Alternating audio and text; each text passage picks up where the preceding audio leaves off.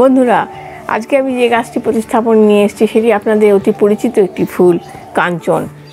হ্যাঁ, এটি কাঞ্চন ফুল, কিন্তু এটা হলো লাল কাঞ্চন। এটি নিয়ে এসেছি নার্সারি থেকে। এর চেয়ে ভালো গাছ আর পাইনি,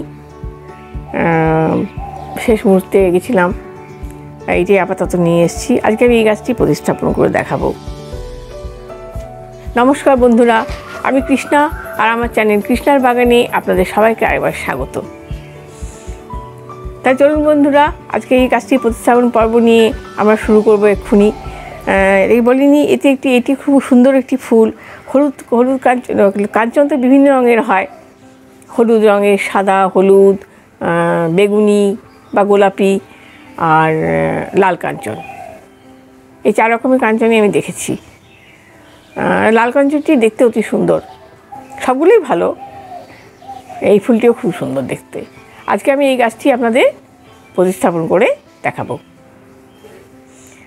আশা করি ভিডিওটা আপনারা প্রথম থেকে শেষ অবধি দেখুন। আর ভিডিওটি ভালো লাগলে অবশ্যই লাইক, কমেন্ট এবং সাবস্ক্রাইব অবশ্যই করুন।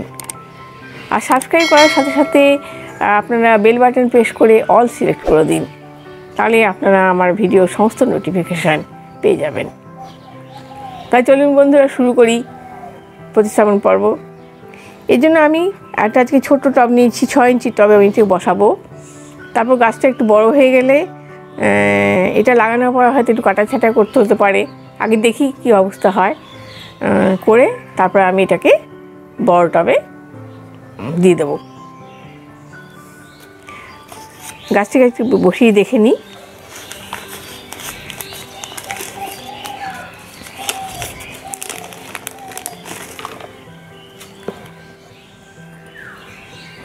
মাটি একটু, এই জন্য আমি ড্রেনেজ সিস্টেম, প্রতিস্থাপনের মূল অঙ্গ যেটা হলো সেটা হলো ড্রেনেজ সিস্টেম।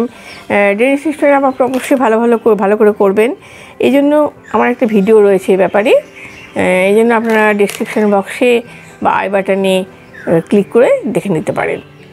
আর ড্রেনেজ সিস্টেমটা ভালো হওয়া খুব দরকার। এটা যদি ভালো না হয় তাহলে আপনার গাছ সেক্ষেত্রে নষ্ট হয়ে যেতে পারে। তাই আপনারা এটি অবশ্যই ভালো করে করবেন। আর টবের কথা তো বললামই, তবে আপনারা এই জন্য 8 ইঞ্চি 10 ইঞ্চি টবে এটা বসাতে পারেন। আমি এই মুহূর্তে 6 ইঞ্চিতে বসিয়েছি আপাতত, তারপর এটা বড় টবে বসিয়ে দেবো। এবার বলি মাটি কীভাবে নিয়েছি। এই জন্য মাটি 1 ভাগ, বালি 1 ভাগ, ভার্মি 1 ভাগ, যে কোনো কম্পোস্ট, ভার্মি বা গোবর সার বা 1 বছরের পুরনো পাতা পচা সার, এটা দিয়ে আর একটু নিম খোল আর একটু কোকোপিট, এই দিয়ে আমি মাটি তৈরি করে রেখেছি। আপনারা এভাবে মাটি তৈরি করে নেবেন। তারপরে গাছটা লেগে গেলে তারপরে খাবারের কথা আসবে, তারপর খাবার দেওয়ার পালা। তাহলে চলুন বন্ধুরা, এবার আমি মাটি দিই।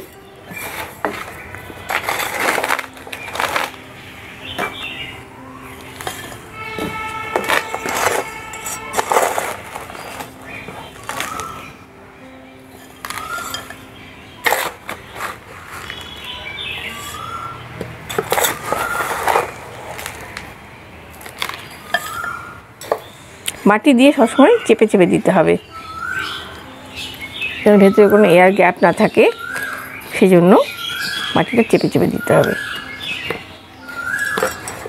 কেন এয়ার থাকলে আপনার গাছের রুট রট হয়ে যেতে পারে এবং সেক্ষেত্রে ফাঙ্গাস হয়ে গাছটি নষ্ট হয়ে যেতে পারে। তাই আপনারা এর থেকে একটু খেয়াল রাখবেন।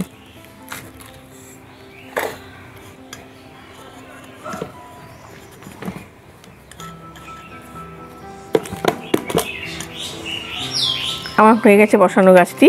এবার দেব জল।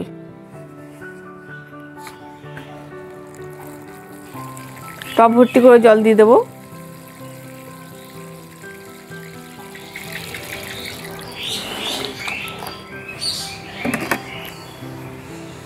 আমার গাছ প্রতিস্থাপন হয়ে গেছে।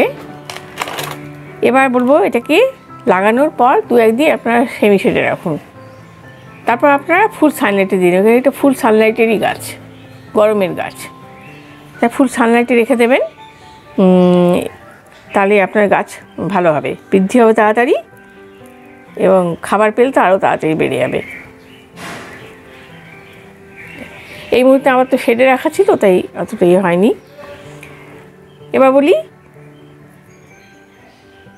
জলের ব্যাপারে। জল দেবেন, গ্রীষ্মকালীন ফুল, তাই জল ভালোবাসে এরা। জল দেবেন, কিন্তু দেখবেন গোড়ায় যেন জল না জমে, অর্থাৎ মাটি ময়েস্ট থাকলে, মাটি যেন সবসময় ময়েস্ট থাকে, এটা খেয়াল রাখবেন। আপনি ওই জন্য একটু বুঝে জল দেবেন, ময়েস্ট থাকলে জল দেবেন না, একবার করে দেবেন। যদি মাটি শুকিয়ে যায় তাহলে সকালে এবং বিকেলে দুবেলায় জল দেবেন, এটা আপনি একটু বুঝে দেবেন। এই হলো জলের ব্যাপার। আর জল দেবেন, জল যেন অতিরিক্ত জলটা যেন বেরিয়ে যায়, সেটা খেয়াল রাখবেন। এবার সে খাবারের ব্যাপারে, খাবারে এরা তো জৈব সার ভালোবাসে, এখন সবাই জৈব সারটাই বেশি প্রেফার করে, তাই জৈব সার দিন লাগানোর 20 দিন পর থেকে। এটা ভার্মি বা গোবর সার, তার সাথে খোল, শিংকুচি, হাড় গুঁড়ো, একটু পটাশ, সব কিছু মিশিয়ে আপনারা 20 দিন পর পর দিতে থাকুন। এখন এটা এদের সিজন ফুল হবে, তারপর যখন দেখবেন কুড়ি আসছে তখন আপনারা পটাশের পরিমাণটা একটু বাড়িয়ে দেবেন। সেক্ষেত্রে আপনারা কলার খোসা ভেজানো জল বা কলার খোসা গুঁড়ো দিতে পারেন, বা এসপি দিতে পারেন, 0050 যেটা, সেটা স্প্রে করতে পারেন। স্প্রে করলেন, একটু গোড়ায় দিয়ে দিলেন, সেক্ষেত্রে আপনার কাজ হবে। আর যারা কেমিক্যাল ইউজ করেন তারা যা ব্যবহার করেন, আপনারা NPK সমান রেশিও সেটা দিতে পারেন, বা দরকার একটু DAP। তবে এত গরমের জন্য আমি বেশি খোল জল দিতে বারণ করবো। খোল এমনিতেই গরম, তো আর এটা মাটি গরম করে দেবে, তাই খোল জলটা এখন বেশি দেবেন না। আপনারা হয়তো মাসে একবার দিলেন, খুব পাতলা করে, একদম লিকুইড করে, একদম হালকা করে, সেটা দিতে পারেন। আর মাঝে মাঝে একটু DAP দিয়ে দিলেন, সেক্ষেত্রেও আপনার ভালো গাছে স্বাস্থ্য ভালো থাকবে। খাবারের ব্যাপারটাই। আর বলি রোগ পোকা এতে তেমন কিছু হয় না, তবে মাঝে মাঝে লাডা পোকা হয়। লাডা পোকাতে ওই পাতা খেয়ে ফেলে, সেক্ষেত্রে আপনার যে কোনো ওষুধ দিতে পারেন। আমি যেমন নিম অয়েলটা রেগুলার ইউজ করি। নিম অয়েল আপনারা প্রথম থেকে ইউজ করুন, তাহলে আপনার গাছ ভালো থাকবে, পোকার আক্রমণ হবে না। আর যদি হয়ে যায় তখন আপনারা কাকা স্প্রে করতে পারেন। আর ওষুধগুলো আপনারা একটু ঘুরিয়ে ফিরিয়ে দেবেন। এ সপ্তাহে হয়তো একটা ওষুধ দিলেন, নেক্সট উইকে আবার একটা অন্য ওষুধ কিছু দিলেন। যেমন হয়তো কাকা দিলেন, বা এক সপ্তাহে কাকা দিলেন, এক সপ্তাহে নিম তেল দিলেন, এভাবে ঘুরিয়ে ফিরিয়ে ওষুধ দেবেন।